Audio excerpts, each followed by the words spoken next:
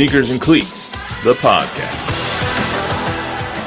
Welcome back to the Sneakers and Cleats podcast. It is Thursday, October 24th. This is episode 145, and we have the full cast of characters today on a Thursday. Don Harris, what's Jeffrey up? Tinnick, Matt Roy, here on a very special Spurs opening day edition of the Sneakers and Cleats podcast. Gentlemen, how are you? I'm great. Basketball season is here. Yeah, for the Spurs. For you too, my friend. Happy birthday, Matt Roy. Hey, thanks. Happy Thanks. birthday. Thank you. Big 4-7 today. No, I'm just kidding. I've warts older than that. 29 today. 29 today. But let's 29, 6'8", 245. and if anyone has watched 245 would be great. If anyone's watching New Girl, you see 29? 265? Like 265, yeah. Something like that. Do you find the irony that you're 29 on a game tonight that we have is 29-6A? No, I didn't see the irony in that, but now I do. Okay. For It's some all reason, connected. For some reason, I don't hear Chuck's mic here, but I don't There we- hear. I don't hear anything.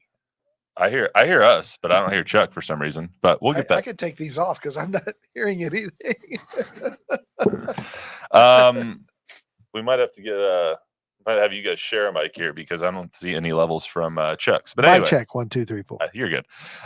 Anyway, yeah, we have a big day today on the Spurs front.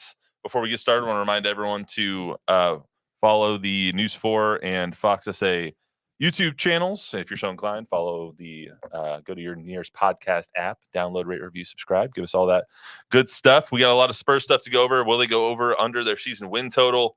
We got will they make the playoffs? Will Wemby win the Defensive Player of the Year? He is the prohibitive favorite to do that. Talk all that. Plus, we have a High School Hype Squad with TNL tonight. TNL Top 10. We'll go over that. Plus Canyon versus Judson. So that'll all be fun. But first, I want to get into trivia.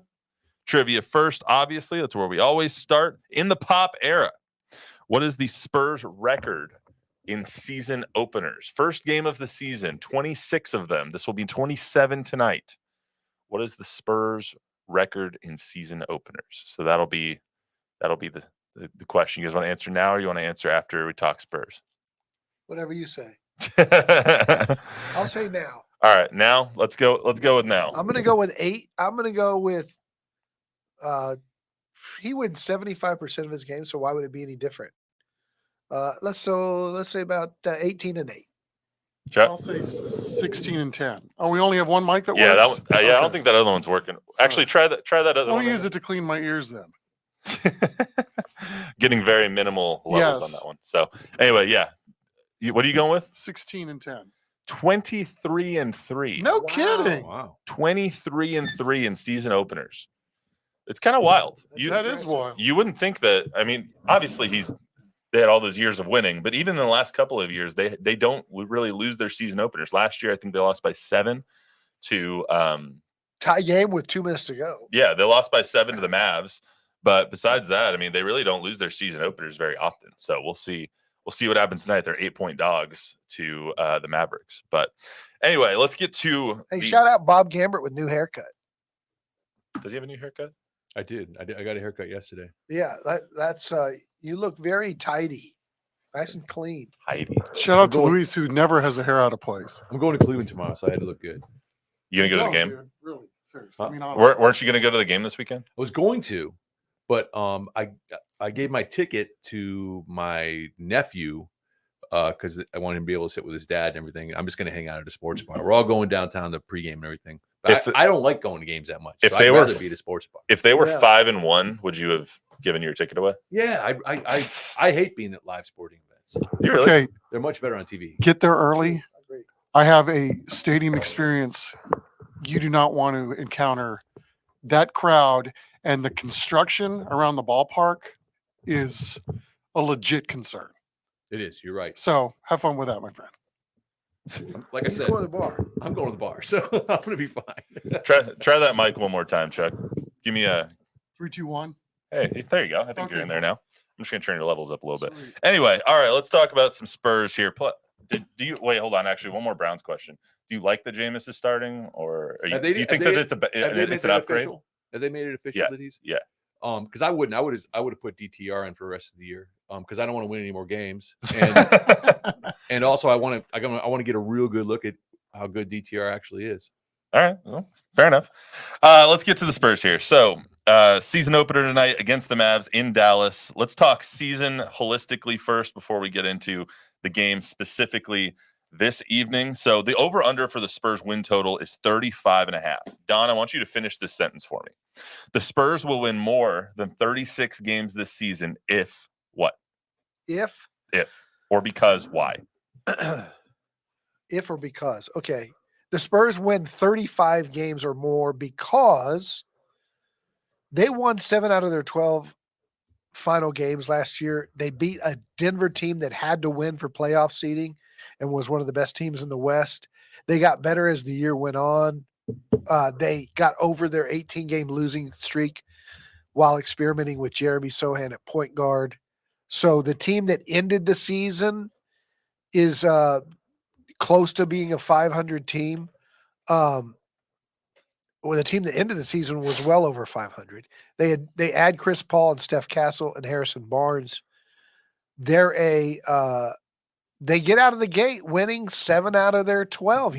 Like they're going to be, in my mind, a 500 team. So I think they're 41-41 or 42-40, and I think they win because they're not doing all the stupid stuff they did to start the season last year, and because Wemby's going to be better. Okay. Chuck, you answer me the inverse question. The Spurs win less than 36 games this season because why? They don't shorten up their rotations. They don't extend minutes for their best players, and they load manage this thing into oblivion. On purpose to get Cooper Light. Well, Flag. I mean, Flag. if that's Cooper going to left. be the case, tell me now, and I'll spend even less time watching them. Because, I mean, again, to me, this has to be about there should be an expectation. There should be an expectation to win more games than 35. There should be an expectation to make the playoffs. If there isn't that expectation, tell me now, and I won't invest any energy. There is, and they will. Yeah, I don't know that they make the playoffs, but they're in the play-in. They're right there. So do you think right now, I think you said 41-40, 42-40.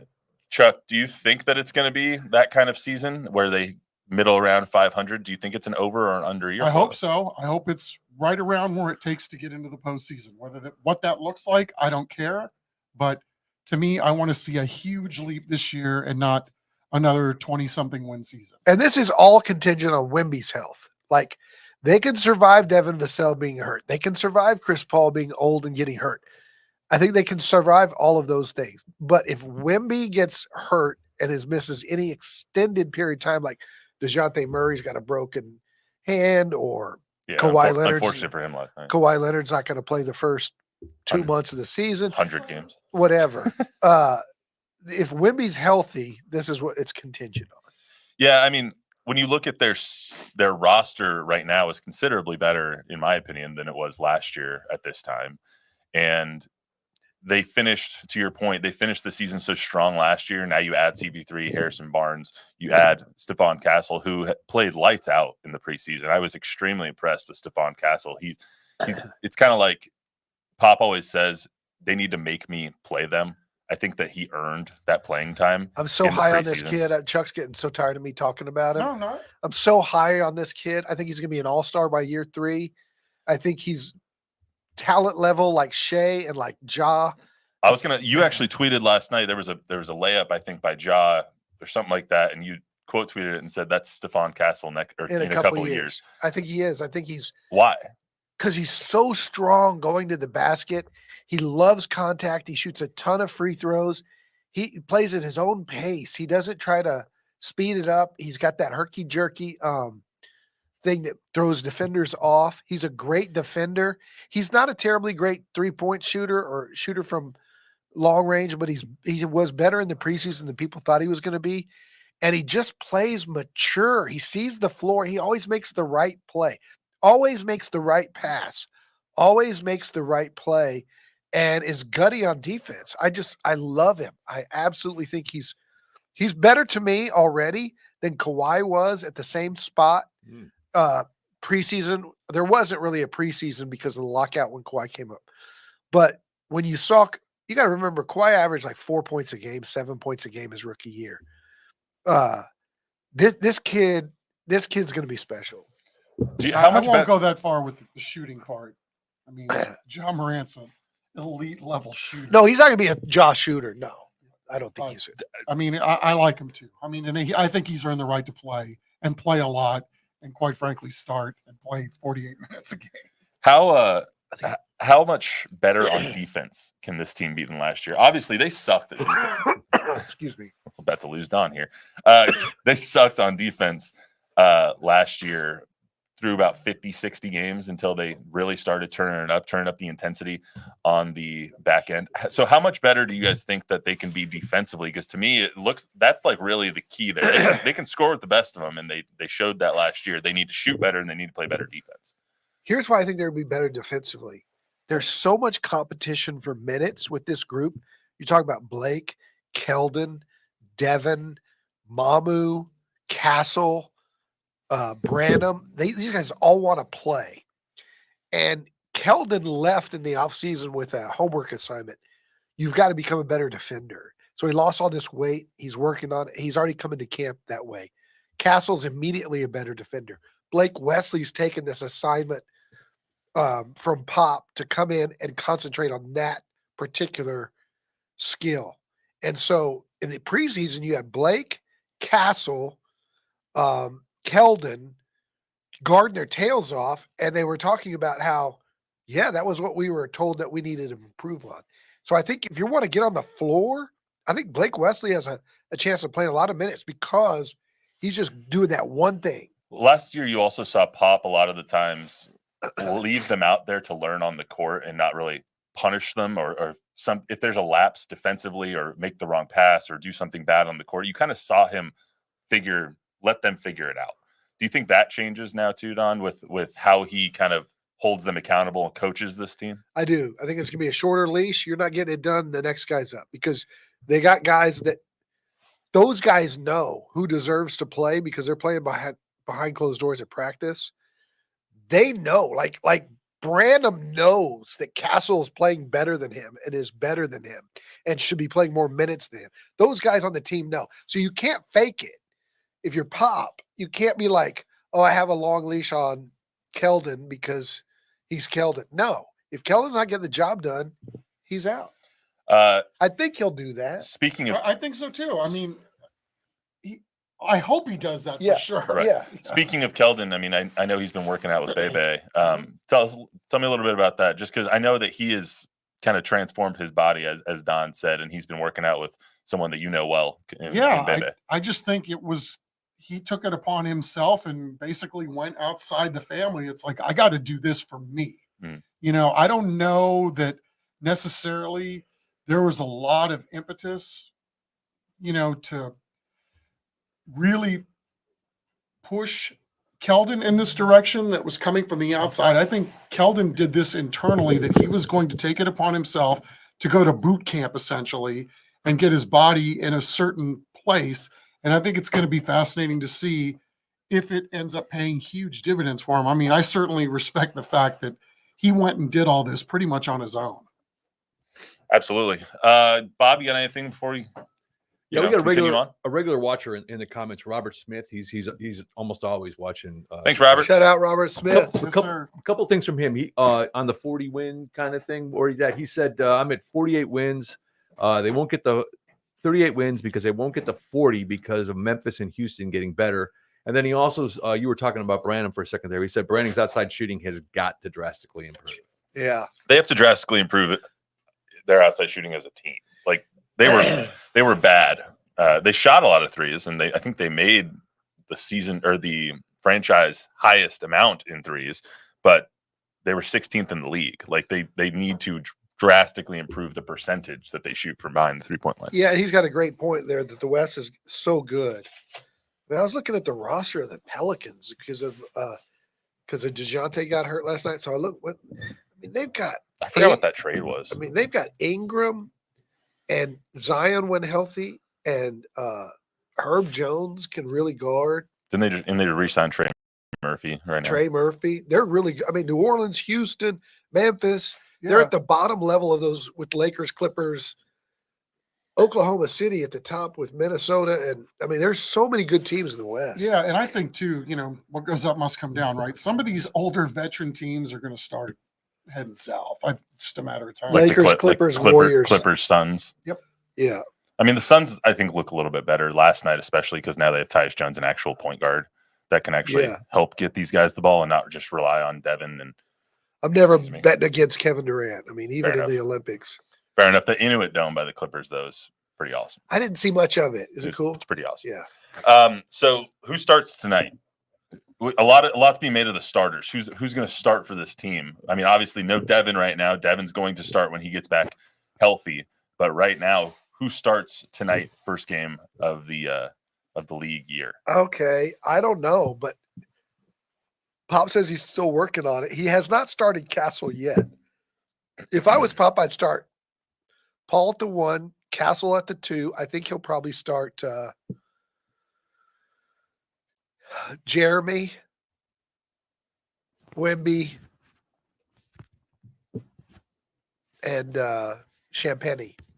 So Harrison, Jeremy. No Harrison. No Harrison. No, You think Harrison comes off the bench here? I don't know. Wemby and Chris, Sohan, Champagny, and then fill in the blank. Devin or Castle or Keldon.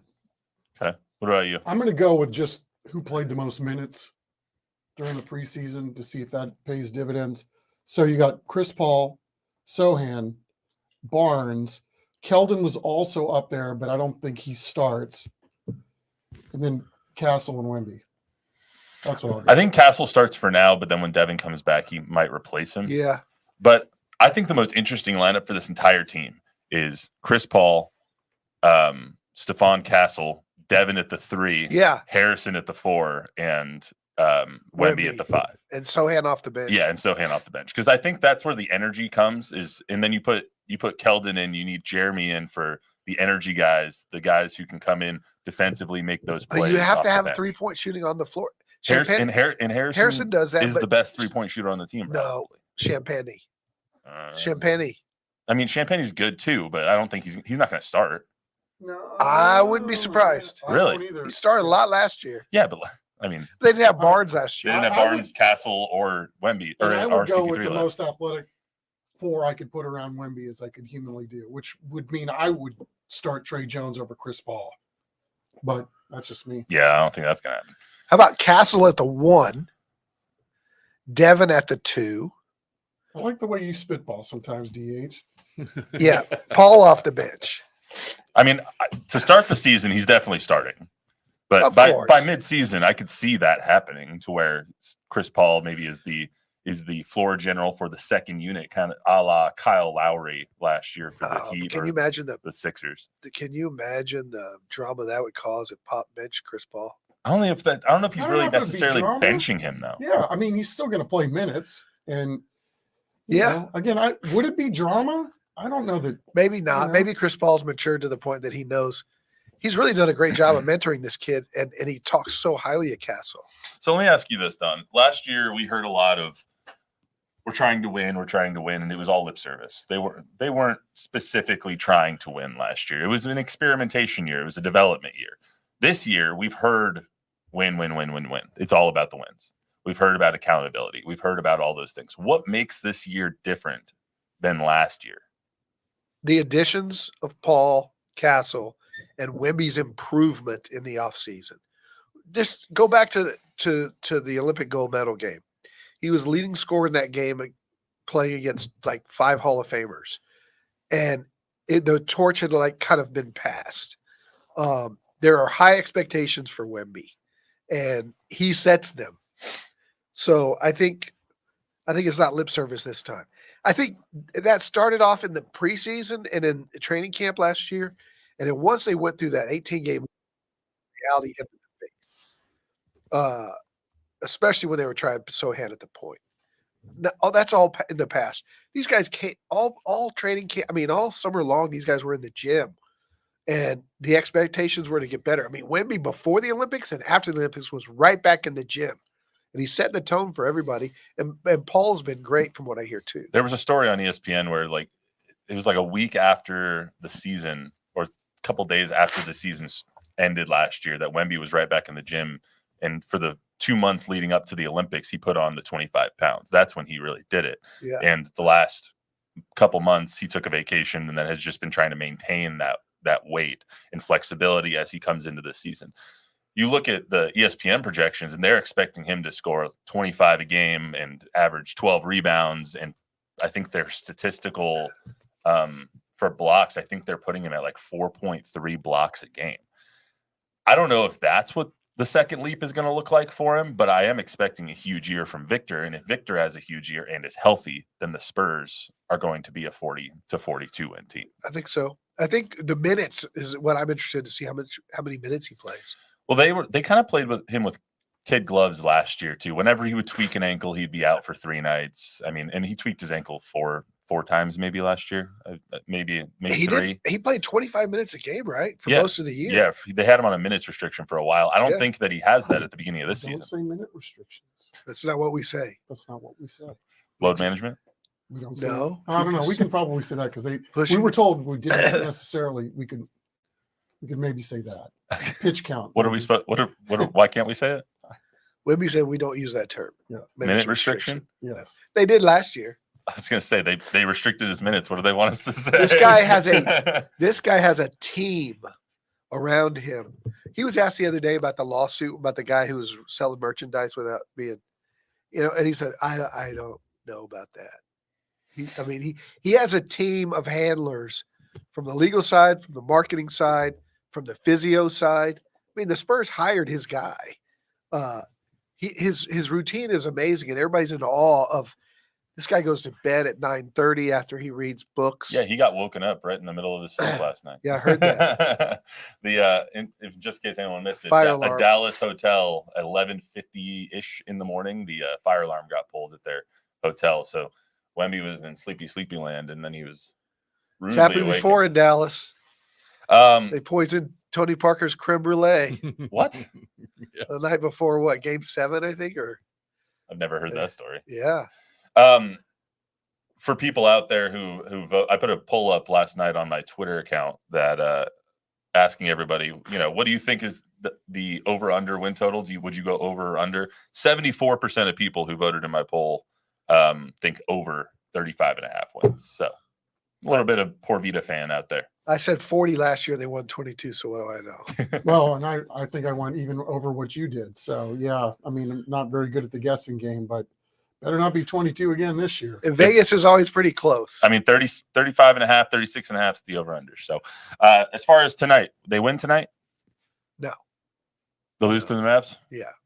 I think they win tonight. I think they win tonight too. I think that 23-3 is pretty hard to argue with in season openers. Plus, Luka always starts slow. Okay. I think he's still drinking a few too many beers as he gets This ready is for the the season.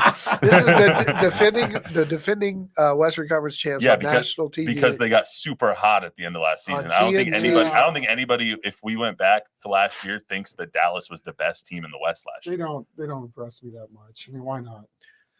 All right. Well, They're 8-point favorites. Vegas is rarely that far off. I don't know. Rockets were 8-point favorites last night.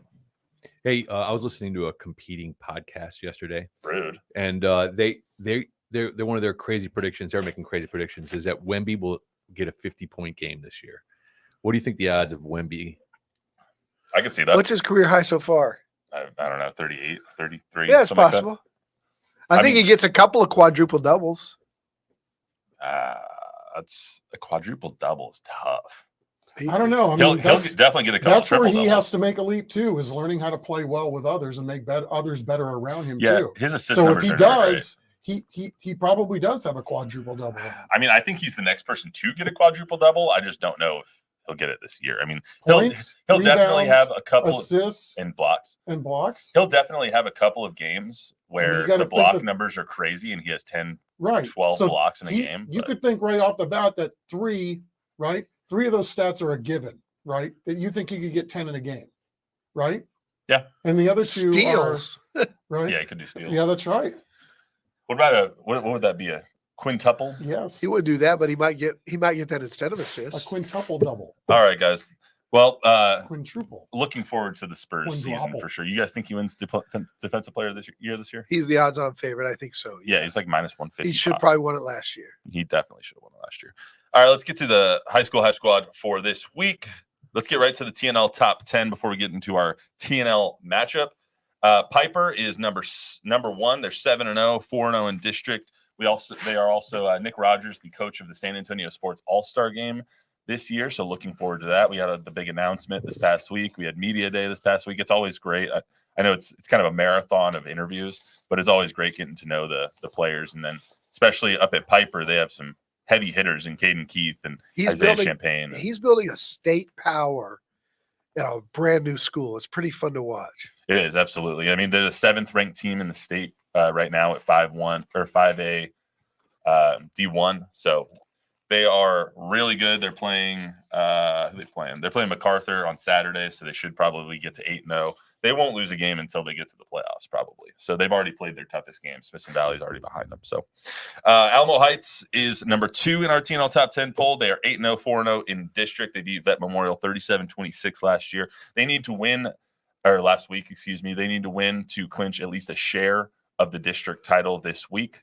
They are playing McCollum, so I expect them to probably do that. They have not lost a district game in over 4 years. So They're in a tougher district now, but tougher district, they had still, a cakewalk for a few years. Yeah, I mean, when you're playing, nothing against Burbank and Brack and Highlands and Edison, but they're not on Alamo Heights level. Steele is 6-1. They're number 3 in our TNL top 10 poll. They're 3-0 in district. They defeated Judson 56-3 2 weeks ago, which was one of the biggest, most lopsided matchups in the history of those two programs.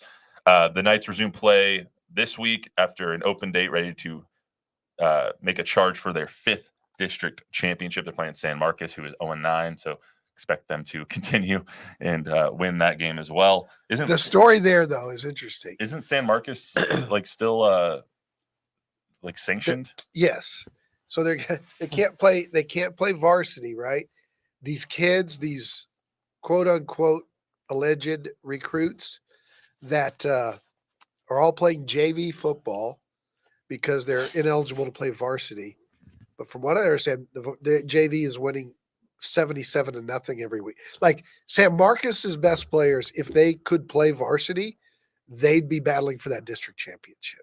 They're that good. I think they can next year. Right? Yes, all those kids are going to show up and play as seniors at some point. That game happens Friday night, 7:30 at Lenhoff. Southwest is 7-0, 5-0 in district. They beat Southwest Legacy in the Fire and Armor Bowl 41-13. They are 7-0 for the first time since 2009. So pretty good season down there for Coach Franco in Southwest. They're now 4-3 in the Fire and Armor Bowl. They have a whale of a game in 2 weeks. So next week when we're doing TNL Top 10, we'll be talking about a Southwest John Jay matchup.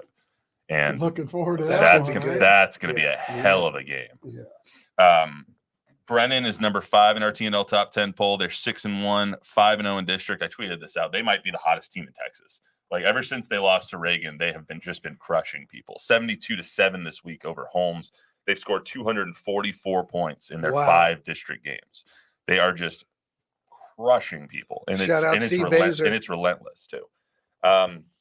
Next game they play is Friday night, 7:30 at Gus against Stevens.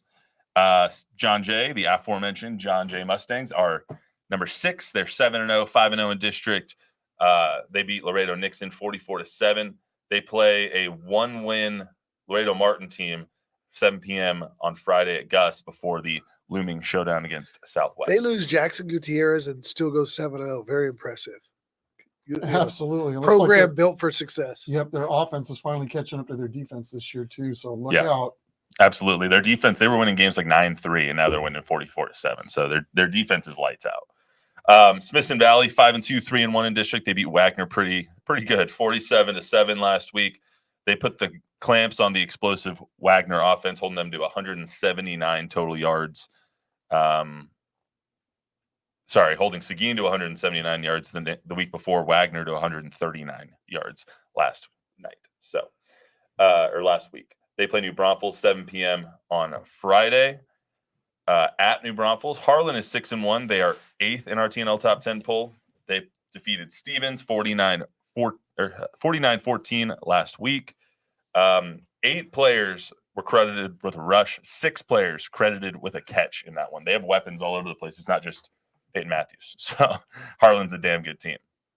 Once again, Sotomayor, I want to talk about Soto here for a second. They're making the playoffs for the first time in program history. 3rd-year varsity, already making the playoffs. What can you guys say about Juan Morales' squad? He does, not surprised. He does it everywhere he goes. Yeah, no question. And then, again, what a statement win over Taft, right? I mean, we saw how good Taft was with our own 2 eyes, and they took it to him.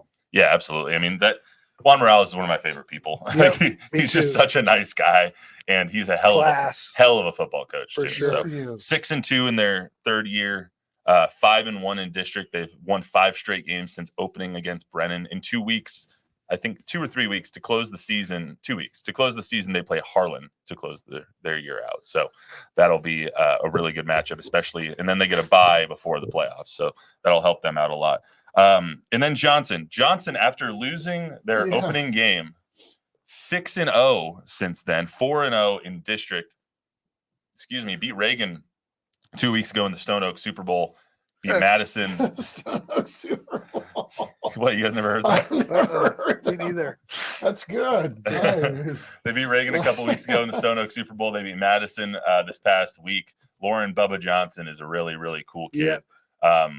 I was talking to him did one of his interviews at Media Day, and he's going to be really fun to watch, especially in the All-Star game too. The fact that we knew they would have a good team this year, but the fact that they were able to put this season together like they have with after their losing Ty. Star quarterback leaving. I mean, hats off to everybody over there at Johnson. Yeah, I mean they should win this week. They play Lee Saturday at 2 p.m. over at Comalander. So let's get to our TNL matchup of the week real quick. New Braunfels Canyon versus Judson. On paper, you would think, or just by name value, you'd think Judson's going to win this game, but Judson has had some of the worst luck ever this year. They've lost most of their games by 1 score. New Braunfels Canyon, on the other hand, has a new head coach in Sean McCullough, who has a lot of ties to Judson. Chuck, can you tell me a little bit about that? Yeah, he was a player at Judson, coached there, obviously. Left for a couple of years, went out of the city, but he's back. Glad to be back.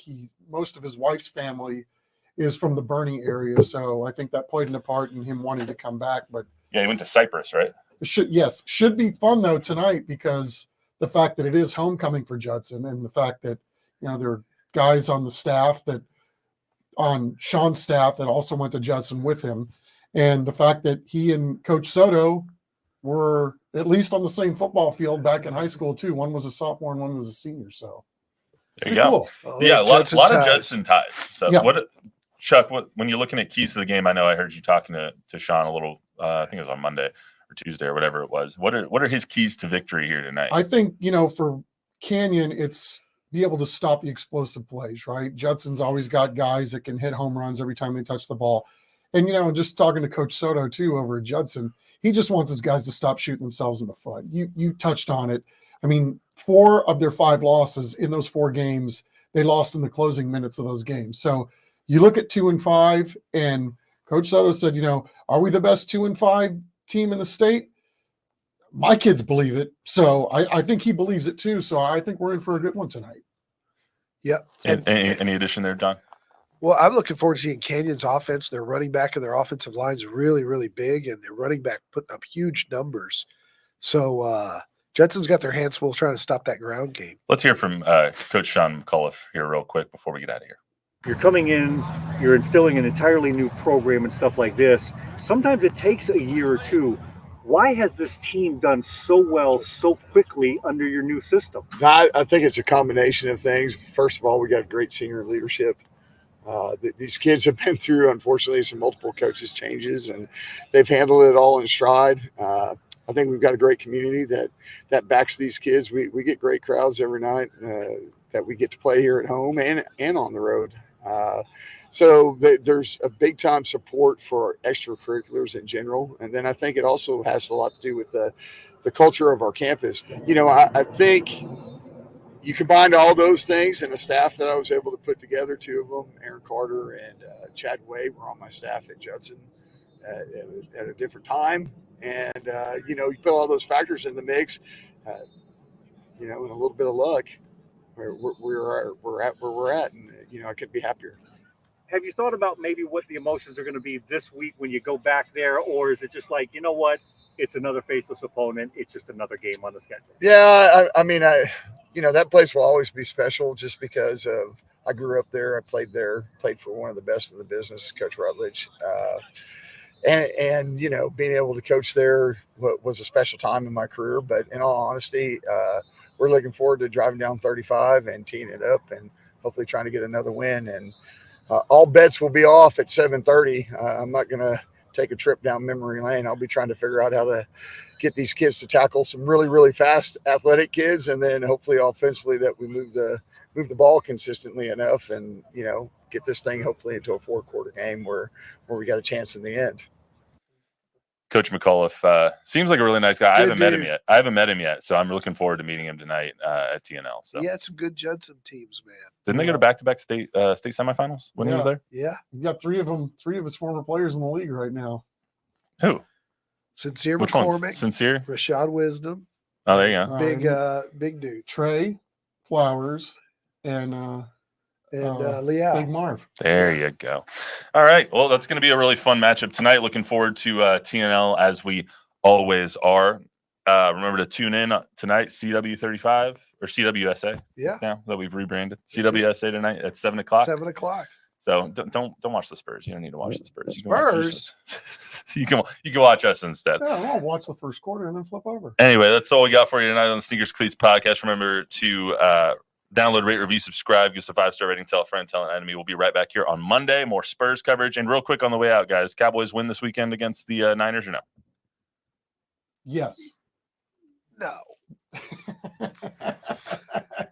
No. All right. I don't think so either, but we'll see. See you right back here on Monday, everybody.